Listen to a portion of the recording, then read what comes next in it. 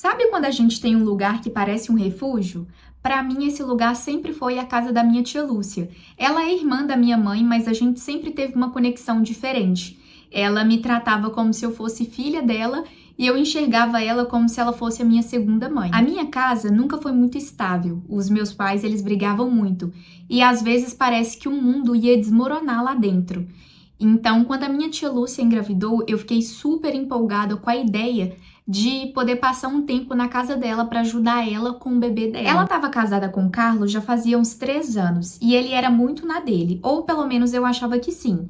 E ele não era um cara muito falante e todo mundo dizia que ele era trabalhador e que ele tratava muito bem a minha tia. Então eu nunca questionei. Então eu mudei para casa da minha tia, que ficava numa cidade próxima da que eu morava, e meu objetivo era ajudar a minha tia a cuidar da filha dela e também fugir um pouco da realidade da minha casa, que infelizmente não era muito boa. A casa deles era muito simples, mas era muito aconchegante. E quando a Helena nasceu, nossa, eu me apaixonei na hora. Foi amor à primeira vista.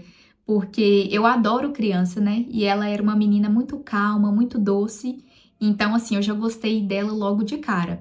Então, eu acordava de madrugada para poder ajudar a minha tia, para poder trocar a fralda, dar mamadeira, colocar ela de novo para poder dormir.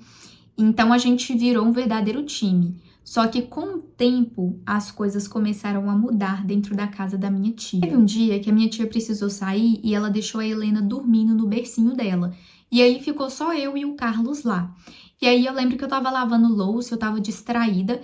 E aí ele chegou do nada na cozinha e ele encostou assim na porta e ele ficou me olhando em silêncio por uns segundos. Até que ele falou: "Tá dando conta de tudo mesmo, hein? Parece até que a filha é sua." E aí eu lembro que ele falou isso com um sorriso no canto da boca. E eu ri meio sem graça e eu falei: "Ah, é que eu gosto dela. E eu tô aqui pra ajudar vocês, né?" E aí eu lembro que ele foi chegando mais perto e ele pegou um pano para poder secar uma xícara que já estava seca. E aí ele falou: "Você cresceu, sabia? Nem parece aquela menininha que vinha aqui correr atrás dos gatos no quintal." E na hora me deu um nó na garganta, porque era como se o que ele falasse carregasse algo muito pesado. E não eram as coisas que ele falava, era o jeito que ele falava, como ele me olhava e o tom que ele usava. E aí eu fingi que eu não entendi, e aí eu fui e falei: "Ah, eu vou ali ver se a Helena acordou." E aí eu saí da cozinha meio que correndo assim com o coração disparado. E depois desse dia, parece que ele tentou arranjar mais desculpas para poder ficar perto de mim. Então, quando a gente ia conversar, ele ficava muito perto de mim, ou às vezes ele encostava a mão no meu ombro, nas minhas costas, na minha mão. Quando ele ia me mostrar algo, sabe? Ele ficava muito próximo, encostando em mim. E aquilo me deixava muito desconfortável. E fora que tinha os olhares, o jeito que ele me olhava me deixava super desconfortável. E por mais que eu tentasse falar pra mim mesma que aquilo podia ser só impressão, eu sabia que não era. Eu me sentia presa porque eu tava na casa da minha tia, me esforçando pra poder ajudar ela, dando o meu melhor, mas dentro de mim, cada dia mais eu tava ficando mais triste e angustiada. E com o passar dos dias, os gestos dele foi ficando mais descarado. E era sempre quando a minha tia não estava em casa ou quando ela não estava por perto. Teve uma vez que eu tava pegando um pacote de fraldas num armário alto. E aí parece que ele entrou sem fazer barulho nenhum. E aí quando eu virei de costas, eu dei de cara com ele. E aí eu tomei um susto. E aí ele falou: "Você tá cada dia mais bonita, hein? Esse moletom ficou diferente em você." E aí eu fiquei paralisada por alguns segundos, porque eu não sabia se ele tinha falado aquilo com malícia. Eu só sei que o meu corpo arrepiou todo. E a partir dali, eu comecei a evitar ficar sozinha com ele. Então, quando a minha tia precisava sair, eu meio que ia pra rua também. Ou quando não dava pra sair, eu levava a Helena pro quarto comigo e eu trancava a porta. E essa situação tava me deixando tão aflita que eu tava começando a chorar muito por conta disso. E eu ficava pensando comigo: nossa, será que eu devo contar isso pra alguém? Mas aí vinha uma voz na minha cabeça e falava: nossa, mas e se a tia não acreditar? E se ela achar que você tá inventando? Porque ele nunca te tocou de verdade. E essa era justamente a prisão, porque ele fazia o suficiente pra poder me machucar, mas não o bastante para eu poder conseguir provar. E eu não conseguia fugir 100% dele. Então teve um dia que eu tava lá fora, porque eu tava lavando as roupinhas da Helena. E aí eu lembro que eu senti a presença dele atrás de mim. Era ele, o Carlos. A minha tia, ela não estava em casa esse dia. E aí eu lembro que ele estava lá atrás, né? Ele arrumou um pretexto, falou que o gás estava vazando e eu só tentei ignorar a presença dele e aí eu continuei lavando as roupas da Helena, mas o meu coração por dentro ele estava disparado. E aí teve uma hora que ele soltou: "Você tem noção do quanto você é especial? Deve ter um monte de garotos atrás de você, né?" E aí, quando ele falou isso, meu Deus do céu, eu não consegui falar nada. Eu travei e o meu coração batendo, batendo, batendo forte. E aí ele continuou: "Mas nenhum vai conseguir te valorizar como eu te valorizaria." E aí, nessa hora, eu larguei a roupinha da Helena assim no tanque e eu tentei gritar, mas a minha voz não saía. Então eu olhei para ele e falei com o máximo de firmeza que eu consegui: "Você é casado com a minha tia, isso é nojento." E aí, quando eu falei isso, ele chegou mais perto de mim, quase perto do meu ouvido, e ele foi e falou: "Mas ninguém precisa saber." E aí, nessa hora, eu lembro que eu me afastei, eu entrei pela porta da cozinha e fui direto pro quarto, tranquei a porta e eu comecei a chorar que nem uma criança. Eu peguei as minhas pernas assim e fiquei abraçada assim nas minhas pernas. E eu chorei tanto, mas tanto, que a minha garganta até doeu. E teve uma hora que a Helena até acordou com o meu soluço. E eu peguei ela e eu comecei a chorar mais ainda. E aí eu, né, tava chorando muito, mas eu consegui parar de chorar. Coloquei a Helena no berço e aí eu decidi tomar um banho. E aí eu ficava pensando se eu contava ou se eu não contava pra minha tia, porque aquilo tava me machucando tanto. E cada dia que passava eu ficava com mais medo ainda de ficar naquela casa. Eu não sei como que eu consegui criar coragem para poder contar para minha tia.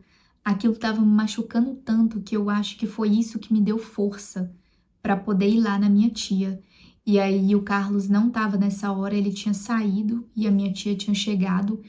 E aí assim que eu tomei um banho, eu fui lá no quarto dela e aí eu fui, bati na porta, perguntei: "Posso entrar, tia?" E ela falou: "Claro, meu bem, entra. Tá tudo bem com você?" E aí eu sentei na cama, mas eu não consegui olhar nos olhos dela. E aí eu fiquei assim, olhando para baixo, e eu comecei a falar. E aí eu comecei a contar tudo, dos comentários, dos olhares, e eu contei da situação em específica que tinha acontecido na lavanderia. E parece que a cada frase que eu falava, eu sentia que eu estava tirando um peso de dentro de mim. Eu sentia um alívio. E demorou um pouco porque eu estava gaguejando muito, mas eu consegui falar tudo para ela. E aí, quando eu terminei, ficou um silêncio. A minha tia ficou olhando para mim sem expressão. E aí, até que ela falou alguma coisa. Ela falou: "Você tem certeza do que você tá falando?"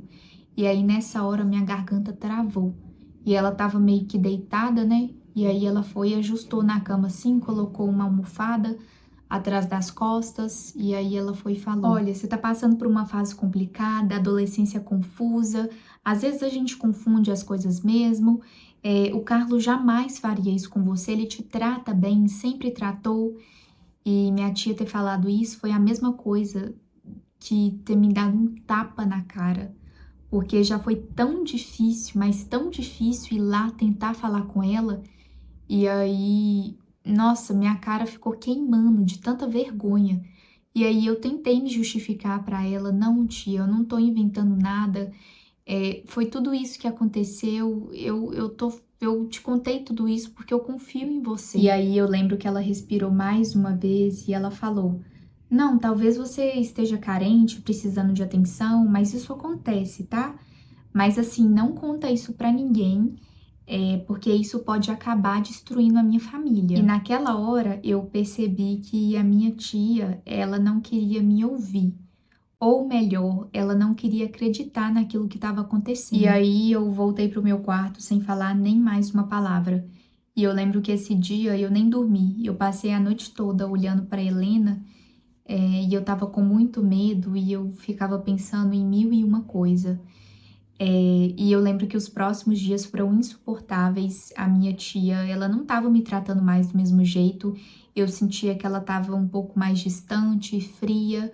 e ela não estava olhando nos meus olhos. Então, como eu estava me sentindo muito sozinha, eu passei a ficar mais tempo no meu quarto, sozinha, lendo, escrevendo. Eu me sentia suja, desprotegida, invisível.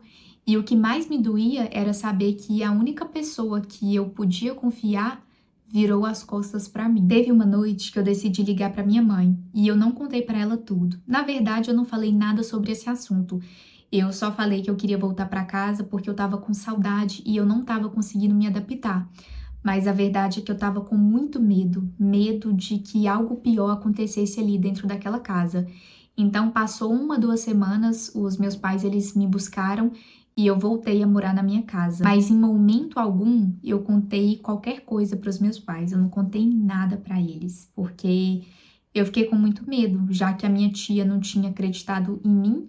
Então eu fiquei com medo dos meus pais também não acreditarem. Já se passaram alguns anos, e eu nunca mais fui na casa da minha tia. Toda vez que os meus pais eles vão visitar ela, eu invento alguma desculpa e eu não vou. E até hoje essa história me dói, mas não me dói por conta do Carlos, e sim por conta da minha tia, porque era uma pessoa que eu amava muito, mas que escolheu fechar os olhos para a verdade. E isso fere muito. A minha tia, ela me manda mensagem, ela me pede perdão, mas para mim é muito difícil conseguir perdoar. Eu converso com ela, mas eu sinto que eu ainda não consegui perdoar ela de verdade. E essa história podia ter terminado de um jeito diferente, mas eu escolhi não me calar.